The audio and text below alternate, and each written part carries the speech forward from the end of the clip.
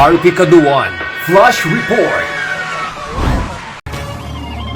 Taunang inspeksyon ng mga kagamitan ng PNP para sa pagtugon sa mga sakuna o kalamidad isinagawa ngayong araw. Mark Macalalad, Mark. Tiniyak ng Philippine National Police ang kanilang kahandaan sa pagtugon sa mga emergency. Ngayong araw, sabayang ginawa ang PNP-wide annual inspection ng disaster response equipment. Ginawa ito sa Ramkrame sa pangunguna ni PNP Chief Police General Romel Marbil at simultaneous iba pang Police Regional Office. Ipinakita kay Marbil ang gamit ng bawat equipment at ang kahalagahan nito. Sa datos ng PNP, meron silang 8,422 na search and rescue equipment. Meron din silang 26,110 na communication equipment at 9,328 transportation equipment.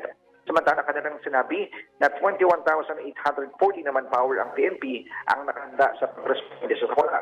Binubuo ito ng Urban Search and Rescue Team, Water Search and Rescue Team, Humanitarian Assistance and Disaster Relief Team at iba pa.